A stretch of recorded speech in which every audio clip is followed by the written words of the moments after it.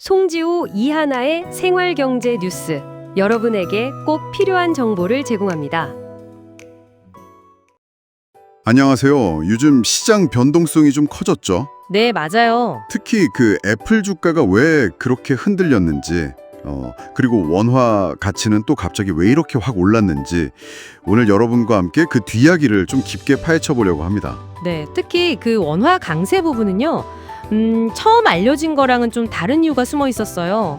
바로 대만이라는 좀 의외의 변수죠. 그 연결고리를 제가 좀 자세히 풀어드릴게요. 좋습니다. 그럼 우선 미국 증시부터 좀 볼까요?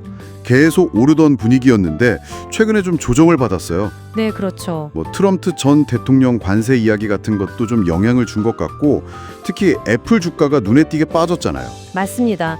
애플이 하루에 3% 넘게 빠지면서 그 200달러 선이 깨졌죠. 네. 이게 잠재적인 관세 부담 우려도 있었지만 결정적으로는 2년 만에 회사채를 발행한다는 소식이 좀 컸어요. 아니, 애플 현금 엄청 많잖아요. 근데 왜 회사채를 발행했을까요? 그러니까요. 현금이 그렇게 많은 회사가 돈을 빌린다는 것 자체가 좀 이례적이었고, 투자자들은 무슨 일 있나? 이렇게 생각할 수 있죠. 그렇죠. 심지어 이게 부채 금리까지 살짝 끌어올리는 효과도 있었어요. 애플 채권 사려는 수요 때문에요. 와, 한 기업의 움직임이 시장 전체에 미치는 영향이 크네요. 네, 그리고 유가 하락하면서 에너지주도 좀 안 좋았고, 버크셔 해스웨이도 경영권 관련해서 좀 불확실한 얘기가 나오면서 가치 조정을 봐봤죠. 그래도 아주 나쁜 소식만 있는 건 아니었죠?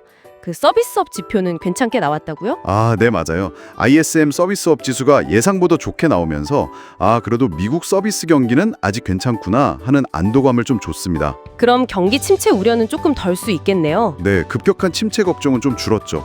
근데 시장이 워낙 오래 올랐으니까 숨 고르기가 필요한 시점이기도 했고요.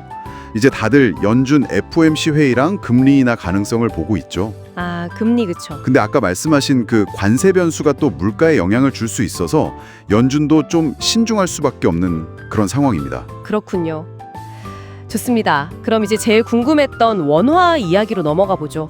달러당 원화 환율이 진짜 순식간에 1,440원대에서 1,380원대까지 확 떨어졌어요. 네, 정말 빨랐죠. 처음에는 이거 미중 갈등 좀 완화되나? 이런 기대감 때문이다. 이런 분석이 많았잖아요. 그게 방아쇠 역할 정도는 했을 수 있는데요. 진짜 핵심 동력은 그게 아니었어요. 아, 그래요? 네. 바로 대만 달러. 대만 달러가 정말 이례적으로 초강세를 보인 게 결정적이었습니다. 대만 달러요? 네, 반 이틀 만에요. 미국 달러 대비 대만 달러 가치가 거의 10% 가까이 폭등했어요. 32.5에서 29.7까지 갔으니까요. 이건 진짜 어마어마한 움직임이죠. 10%요, 이틀 만에? 와. 근데 대만 달러가 강세인 거랑 우리 원화랑 무슨 상관이죠? 그게 좀 바로 연결이 안 되는데요? 네, 그 배경을 좀 설명해 드려야 하는데요. 대만에 큰 생명보험사들이 있거든요. 네. 이 회사들이 해외 자산을 엄청나게 가지고 있어요. 한 1조 7천억 달러 정도? 근데 이게 대부분 미국 달러 자산이에요. 와, 규모가 엄청나네요. 그렇죠. 그런데 문제는 뭐냐면 이 보험사들이 나중에 보험금을 지급할 때는 자국 통화인 대만 달러로 줘야 하잖아요. 아, 그렇죠. 근데 이 대만 달러 부채에 대해서 환율 변동 위험을 막는 조치, 그러니까 환해지를 제대로 안 해놨던 거예요. 달러 자산은 많은데 갚을 돈은 대만 달러고 환해지는 안 되어 있고 그럼 환율 변하면 위험하겠네요. 바로 그겁니다. 정확해요. 그런데 최근에 미중 관계 개선 조짐 같은 것 때문에 달러가 좀 약세로 갈 것 같은 분위기가 생기니까 이 보험사들이 갑자기 불안해진 거죠. 아, 왜요? 달러 약세면 좋은 거 아닌가요? 아니죠.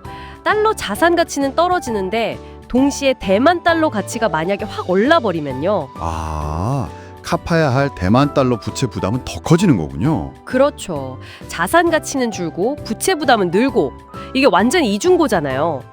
예를 들어 대만 달러가 막 강세가 되면 같은 1달러를 팔아도 바꿀 수 있는 대만 달러가 줄어드니까 달러 자산 팔아서 대만 달러 빚 갚기가 훨씬 힘들어지는 거죠. 이야, 진짜 큰일 날 상황이었네요. 네, 그러니까 손실을 막으려고 이 보험사들이 너도 나도 막 달러를 내다 팔고 대만 달러를 사들인 겁니다. 패닉 바잉 비슷하게요. 아하, 그래서 대만 달러 가치가 그렇게 폭등한 거군요. 보험사들이 막 사니까? 네. 근데 왜 그게 우리 원화까지 끌어올린 거죠? 자, 이제 그 연결고리인데요. 대만 외환 시장은 규모가 우리 원화 시장보다 훨씬 작아요. 아, 그래요? 네. 그래서 이렇게 큰 돈이 갑자기 확 움직이면 거래 비용도 비싸고 시장 충격도 너무 크거든요. 그렇죠. 작은 시장이니까. 그런데 한국이랑 대만은 산업 구조가 비슷하잖아요. 뭐 반도체 중심이고 그래서 원화랑 대만 달러 가치가 좀 비슷하게 움직이는 경향이 있어요. 네, 그런 얘기 들어봤어요. 커플링 된다고. 맞아요. 그래서 이 대만 보험사들이나 아니면 이런 상황을 노리는 헤지 펀드들이 대만 달러 강세에 베팅하거나 위험을 관리할 때 직접 대만 달러를 건드리는 대신에 유동성이 풍부한 원화 시장을 이용했다. 빙고, 바로 그겁니다. 거래하기 훨씬 편하고 유동성도 많은 원화 시장을 일종의 대리, 프록시 시장으로 활용한 거죠. 대만 달러 대신 원화를 사고 판 거예요. 와, 진짜 기발하네요. 그런 식으로도 거래를 하는군요. 네, 여기에 또 시장 추세를 따라가는 알고리즘 매매가 붙고 또 기존의 원화 약세에 걸었던 사람들이 손절매하면서 파는 물량까지 막 쏟아지니까 네네. 짧은 시간에 원화 매수세가 정말 폭발적으로 들어온 거죠. 이게 바로 이번 원화 초강세 현상에 숨겨진 진짜 이유라고 볼 수 있습니다. 이야, 애플 주가 조종 이야기부터 시작해서 그 배경에 있는 회사채 발행, 그리고 전혀 예상 못했던 대만 보험사들의 환해지 문제가 우리 원화 가치 급등으로까지 이어지는 이 연쇄 반응, 정말 흥미롭네요. 그렇죠. 그럼 오늘 이야기를 통해 우리가 얻을 수 있는 가장 큰 시사점은 뭘까요? 역시 글로벌 금융시장이 얼마나 긴밀하게 또 복잡하게 얽혀 있는지를 다시 한번 보여준 사례라고 생각합니다. 네. 뭐 지구 반대편까지는 아니더라도 대만의 특정 금융회사들 내부의 문제가 한국 원화 가치에 이렇게 직접적이고 또 이렇게 급격한 영향을 줄 수 있다는 거잖아요. 맞아요.